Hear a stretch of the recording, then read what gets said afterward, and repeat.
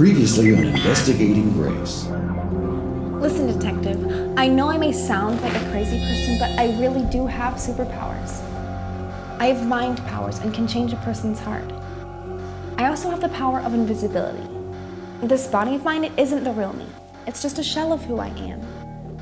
I know I may look like I'm only 26 or so, but I've been around since before the world was even created. You really expect me to believe you, Grace? Not yet. I decided to show you my identity in human form because I really think people need to understand what I do to help in this world. I mean, that's what it's all about, you know? Helping people see me, showing them that I'm real. Why else would I risk getting arrested and possibly committed to a mental institution? I didn't ask for this assignment. It was given to me. I am so misunderstood by people. You know, sometimes people need me more than they need punishment. I want Lisa to change because she knows that a new start is a real gift. Now, I can't control her, but I'm patient with her and continue to support her even when she thinks she can live this life alone. She needs me more than she knows, and I'm okay with that, for now. It just doesn't seem fair, actually. I mean, she is a prostitute. She wears that label well. She's proud of it. I don't frankly believe she deserves any. When people admit that they need me because they can't be good on their own, it becomes about me and not them. I defend them for the rest of their life. I know it sounds crazy, but that's just my nature.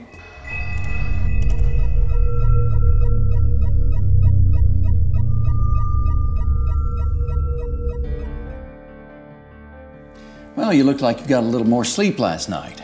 Actually, I did. The lady in the cell next to me finally stopped talking in her sleep. Well, Grace, this is your last chance to prove you don't need to spend any more time in jail. And I sure don't want to put you in a mental institution. I trust you'll make the right decision. Well, now, so far you've told me about 3 other criminals, but I'm really interested to hear about Kyle, the snitch. Let me tell you, Detective, this guy's story is unbelievable. He was a drug addict and had so many connections in the drug world.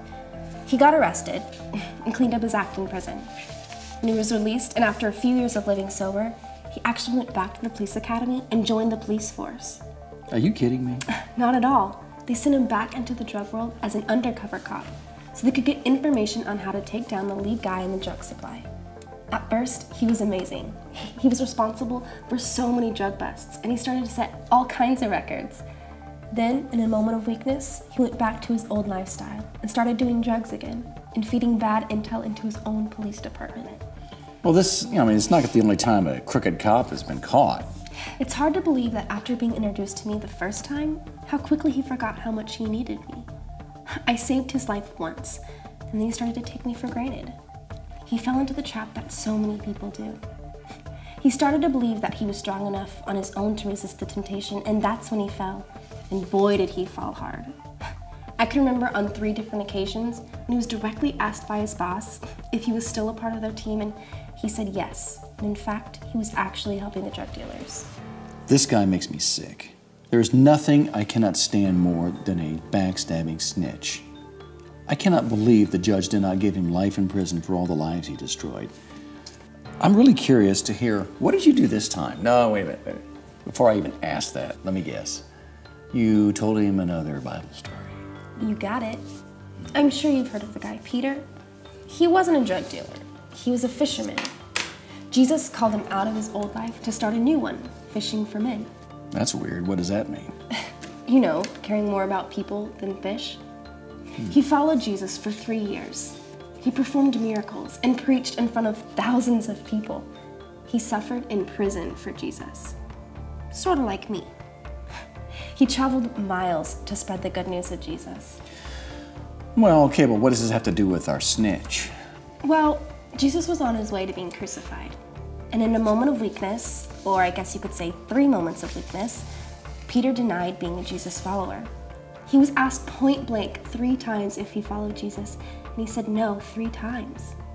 To make matters worse, Peter told Jesus before the deniers that he would never deny him, that he would even die for him. And what happened next? Well, Jesus died, and Peter gets discouraged. Instead of continuing in his new life, he went back to his old life of being a fisherman. He spent all night trying to catch fish and came up with nothing. When he was finished, He found Jesus on the shore with fish already on the fire, and he asked him to come and sit down with him. That sounds way too familiar. Listen to this. Jesus asked Peter 3 times if he loves him, and 3 times he says yes. 3 denials, 3 questions. This is Jesus' way of letting Peter know that things are going to be okay. So what does this have to do with you? Can't believe you're asking me that again. I was there when Peter accepted the invitation to follow Jesus. That's grace. That's me. I was there when Peter preached and performed miracles. That's grace. That's me. I was there when Peter suffered in prison for Jesus. That's grace. That's me. I was there when Peter denied Jesus. That's grace. That's me. I was there on the shore during breakfast. That's grace. That's me. I can see what you're saying. Kyle needed grace to get off drugs. He needed grace to join the police department. He needed grace to resist the temptation to get back on drugs. And he needs grace now to get back on the right track. It's like you're always there. It's when people ignore you that they get into trouble. It's like you're saving grace. Detective, that's one of the best things you said during this entire investigation. People need me every day in every circumstance. You know, I'm starting to believe that you actually make this world a better place. Really. I mean, I'm still not sure whether or not I'm ready to accept you for who you were saying for myself, but I am going to release you. I want us to sign the release orders right now. You know, Grace, you are surprising. You're rescuing, you're giving, and it sounds like you've changed the lives of many. Thank you, Detective, for at least giving me the benefit of the doubt. I hope that one day you will truly get to know God's grace, that you'll get to know me for who I really am. Well, perhaps I will. You're free to go.